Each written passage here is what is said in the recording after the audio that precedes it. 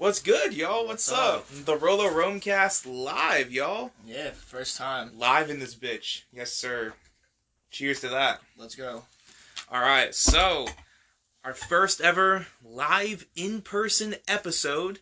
And, first of all, since we're both from Pennsylvania, I just want to say, and you can tell me first, Rolls, and then I will tell you, what was your life like the last time that the Phillies were in the postseason? In 2011. I was 11. I was playing Skyrim. Probably not even paying attention. I mean, except for once they hit there. But, no, it's definitely... I was playing Skyrim and Halo Reach. I'll tell you that. I know that. That's one thing for sure. I was playing, like, the early stages of, like, like, Minecraft. And I was just, like, chilling, looking at my, like, Pokemon cards. And now we have beards and we have long hair. Right. And, dude, the Phillies took so long to get back into the postseason. I know. And it's a totally different team. And it feels weird. Like, it took almost as long as my Call of Duty updates do. Nah, but, like, it took so long. Like, we lived whole lives during that time. Yeah. We've had, girlfriends, and we graduated from middle school. No, sorry. Last time that the Phillies were in the playoffs, we graduated from elementary, middle, and high school, and I'm about halfway through college. That's crazy how long it's been. Right.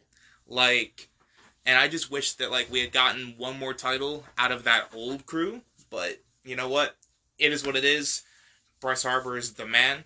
Exactly. And so, without further ado, I want to start with Andor.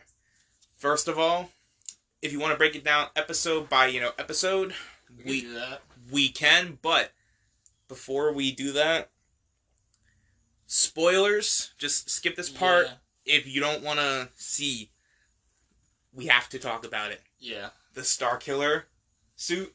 Oh my god, bro. That was dope. So, there's a lot in that room. Is he canon now?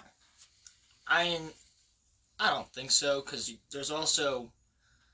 You can also see Indiana Jones' whip frozen in carbonite. Yeah. And there's like a couple other references and things like that, which I don't technically think are just confirmation. I mean, the Rakata are now canon, because he goes, this is a Rakata and Kyber crystal. Mm-hmm. So that's awesome, because they're crazy. They're, like, really crazy.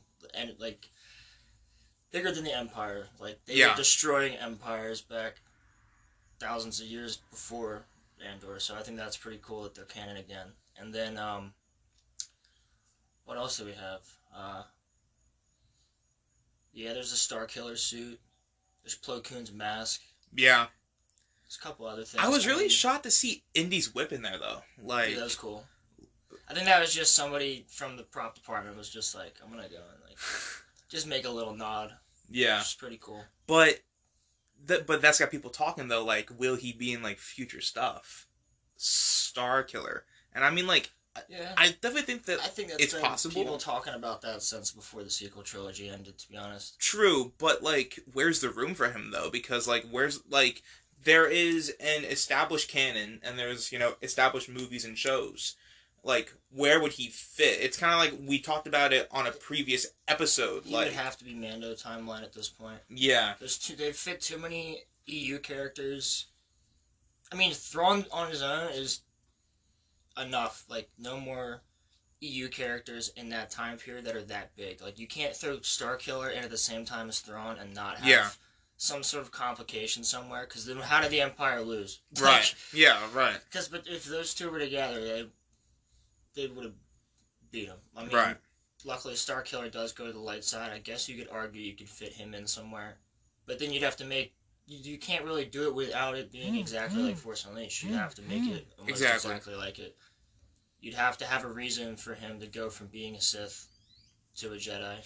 Well, they could do the same plot as the game, but it would take too long in show form, I feel like. No, I mean, I wouldn't mind if they did it in animated form. That was...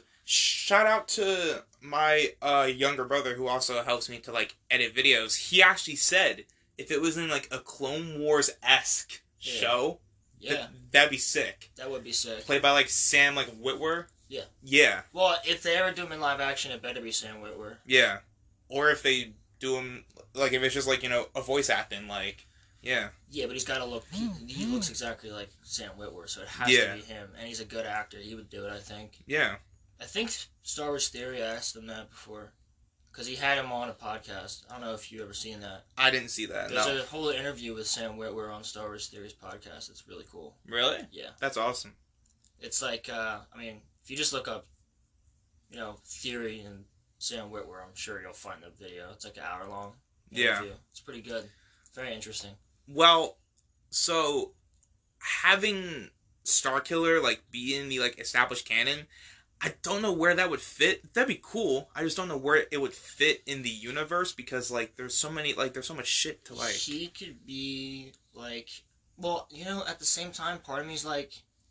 Ezra kind of fills that role. In a way. True.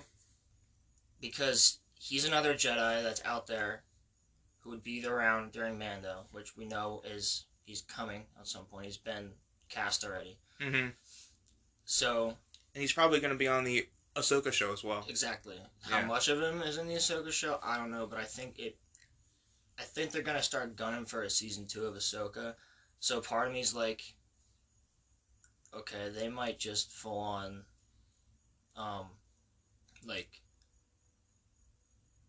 I don't know, like, make Ezra that new character that's just, he's gonna be that Luke Skywalker shot, from like The Force Awakens. Like, we're gonna get to the last episode of season 1 of Ahsoka, and he's gonna be like there, or maybe like the second to last episode, and he'll be in the last one. That's what I think. Yeah, because she's looking for him, and I want to see Thrawn really bad. That's my boy, and they better not make him a villain because he's really like not. So he's like he's an idealist. Yeah, kind of like Count Dooku. Which will political idealist. We will get to him later, but if Thrawn's gonna be in live action, I want Christian Bale. I know it's not gonna happen. I remember seeing pictures of that years ago. I thought that was good, but Lars Mikkelsen, who voices him in Rebels, does a really good job. And if they're gonna make him the live action Thrawn, I think I'm fine with that. Yeah, I wouldn't mind Mads either. No, but Mads is already in Star Wars. True. Because he's Jin's dad, so... Yeah. So... I feel like... Andor, like, y'all who say that it's, like, boring, it's really interesting, and I think that what y'all don't understand is that it's like what Ron and I were, like, talking about off of camera. They have to establish plot. They have to, like, establish stuff. Like, they're not just gonna get to, like, the climax in episode 4... when there's, a 12-episode series, like, that's not going to happen. Like, it's... Yeah. Well, I do, however, after watching, all 5 episodes, he's seen 4, seen 5. Yeah, I've seen 4. After watching all 5 episodes, I do see why people say that because it's certainly not like The Mandalorian. It's not getting right into the action, and like there's some episodes that don't really have any, if any at all. Like, so I definitely think that those arguments are valid. Yeah. I just personally, I gotta watch the whole thing. I just have to. I feel like it's gonna get like really like I think exciting after this episode, that's when it's really going to take off. Like after episode 6. Then we'll see. But the latter half of the season after 6 needs to be, like, really good. Yeah. It needs to be really good. Because otherwise people are going to hop off. And I can't have what happened with Kenobi happen to this show. Well, at the same time, like... Now, I know they're completely different, but you look at House of the Dragon... There's some episodes that don't really have action whatsoever, and everybody's gripped. I'm on the edge of my seat the whole time watching it. Mm-hmm. And there's a lot of scenes in Andor that, I'm not. But at the same time, I mean, I'm biased a little bit because I just love Cassian as a character. I really just liked him since Rogue One. I think he's dope. Mm-hmm. But then, at the same time, there's some scenes that I'm like, yeah, this could be cut. Like, we don't really need that. We don't need this. Yeah. These different parts here. And the one thing I can say, though, is visually, it looks amazing. Oh, yeah. It looks absolutely awesome. The shots are like incredible. Yeah. Like, that's the benefit of not using the volume. Yeah. That's the benefit of not using the volume. Right. Because if you use the volume, you don't get... Everything ends up looking like... It doesn't look bad, but if it you're... looks smaller. If like, Kenobi, to me, looked very small at times. Yeah. Except for when they were literally outside. Like, when they were using the volume. And, I don't know, I hope... I just think...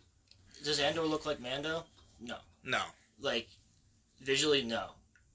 And I think both benefit from what they do, but both should combine each other's things. But I think Andor, at the moment, visually is my favorite thing that they've put out. Yeah. Like, not to say that Mandalorian has bad visuals. No. It looks immaculate. Kenobi had some pretty good shots, too. But, like, I personally... I'm not a fan of making, like, computer-generated backgrounds. Here's the thing. Andor looks more real. Yeah. It just looks more real. Yeah. In general. Like, to your eyes. Like, it's impossible for them to replicate that. Right. Scientifically. But... Well, because I feel like that's, like, natural, too. Because, like, you can fake bird calls. You can fake, like, the way that trees look. But if you're, like... in the real thing, then you can get the sense that, like, oh, like, look, that's, you know, a real tree. You can hear some real birds. Right. Like nothing beats that. So, real water running, that's not fake. Right, yeah. Like, when it's fake, you can tell when it's fake. Yeah. Like these, and nothing wrong with it, but, like, these, like, you know, blockbuster movies, like, dude, the MCU, CGI out the ass. Yeah. But, like I said, there's nothing really wrong with that. But, like, if you can do something real, it looks so much better. And then us, as viewers, think that it's so much better. See, now, we'll talk about this later as well, but my first... something that has to do with that is, look at Rings of Power, whether you like it or not, the way it looks, and then look at the original Lord of the Rings trilogy. Mm-hmm. Look at The Hobbit, and then look at the original Lord of the Rings trilogy. Mm-hmm. The original trilogy, which is what I'm calling it now, because kind of is for Lord of the Rings. So, Peter Jackson, pretty much everything was outdoors unless they really needed to use CGI. And even when they did, they had, like, you know, Gollum was, like, just, you know, Andy Serkis in a suit. Yeah. You know, a mocap suit. Mm-hmm. And then when they had to, like, superimpose things in, they would do it in post. So everything was outdoors. They didn't really shoot on a set that much. Only a couple times for, like, Rivendell and things like that. Mm-hmm. But the Lord of the Rings looks really, really good, right? That's why it looks extremely better to me than Rings of Power does. Because Rings of Power, you can see all the CGI and whatnot. Even Game of Thrones shoots outside. And House of the Dragon shoots outside. Yeah. And it looks good. Like, I mean, like... not that I'm, like, against CGI. Like, Avatar looks is one of the best movies visually ever. Which, I want to talk about that, too. I'm hyped for that second movie. Yeah. Let's finish up Andor first. Yeah, but I personally like Cassian. I think he's a really good character, and it started out slow, but I certainly hope that, you know, the show just starts to, like, take off within the next, like, 2 or 3 episodes. And just, before we get into Avatar, I do want to say something more about Andor. Okay. The acting is good. Yes. The acting is really good. Yes, and for sure. I feel as though the Mon Mothma scenes with her husband are very, very much influenced by, like, the tension you feel between, like, spouses in Game of Thrones and things like that. People that are, like, you can tell it's a forced marriage. They don't really like each other, but they have to be in it. It's like, yeah, okay, this is very... I don't know, I'm getting very slight Game of Thrones vibes there. Yeah, but they certainly know how to pick really, really good actors, the people that are in charge of, like, Star Wars now. Like, they pick